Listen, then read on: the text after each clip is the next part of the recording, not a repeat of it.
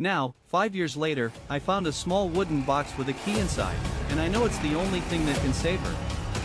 The box was tucked under the bed in her room, the kind of place only a person who has been waiting for something would leave it. My hands were shaking as I opened it, but the key was cold and smooth, just like the clock face in the hallway.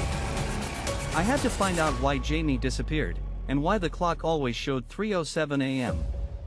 But I didn't know that the next time I saw that clock, it would be in the next life. Jamie was the only one who ever knew the secret about the clock. She would always look at it, her eyes wide with a fear that wasn't hers. "I remember the last time we spoke," she said. "Alex, the clock is broken. It's not showing the time. It's showing the time we have left." I didn't believe her then. Now, I know she was right. The clock in the hallway of our house has always shown 3:07 a.m., but the time we have left is 5 years. And I have to find out why she disappeared. I learned the clock's secret from Arthur, my grandfather. He was the only one who understood the clock's purpose. "It's a timekeeper," he'd say, "but it's also a witness." He showed me the clock's face was a window into the loop. Every time the clock showed 3:07 a.m., it was the moment the loop reset. The loop started when he died 5 years ago in that car accident. But the accident wasn't what it seemed. Arthur was the one who pushed the car into the river to stop the loop. He sacrificed himself to save us. The accident happened on a rain-slicked road. Arthur drove his car toward the river, but instead of hitting the bridge, he turned into the river. He died instantly, but the clock in the house showed 3:07 a.m. That's when the loop began.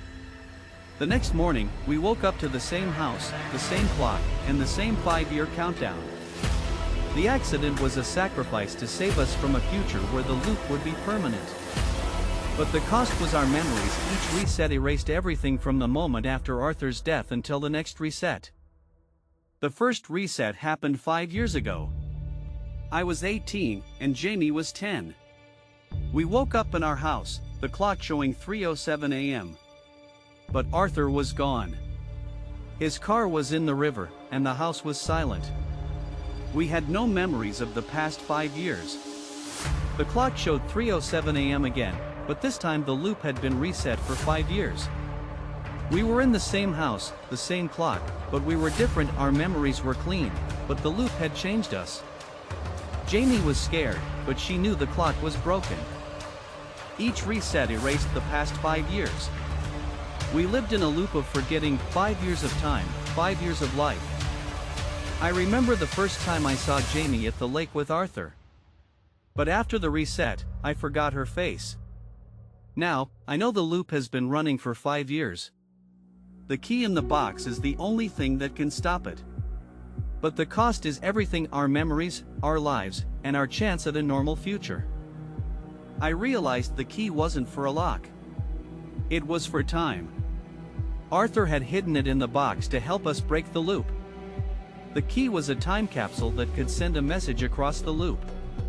But the message was dangerous. It could change the loop. I had to find out how to use it without breaking the loop. The clock showed 3:07 a.m., and I knew the next reset was coming. I had to decide whether to use the key or let the loop continue. I found the message inside the key. It was written in my handwriting, but it was from 5 years in the future. "Don't let the loop reset. I am your sister."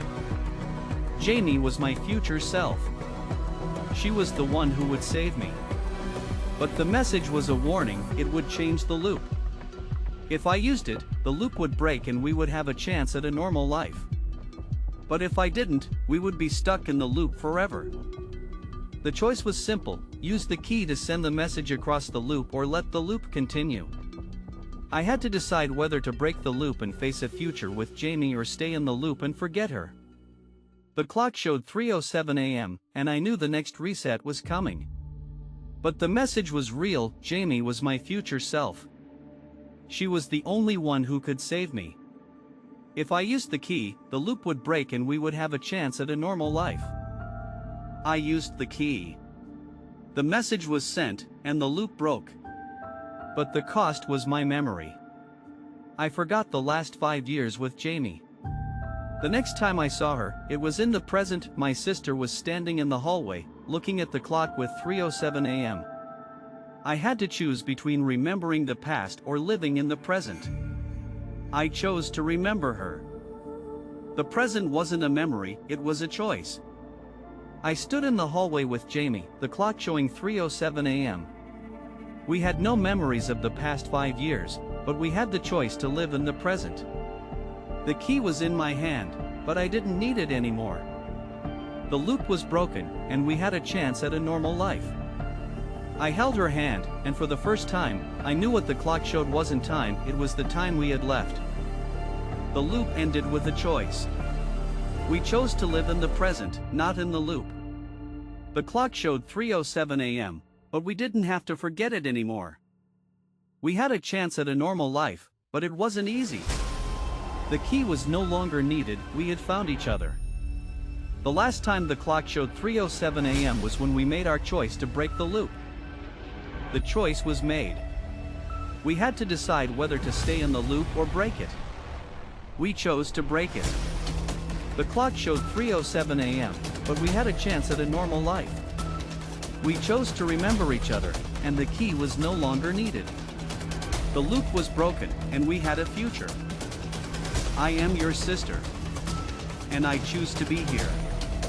The clock shows 3:07 a.m., but we have a future now. The loop is broken, and we have a chance at a normal life. We chose to remember each other, and the key is no longer needed. The truth is simple, I am your sister, and we will be together for the rest of our lives.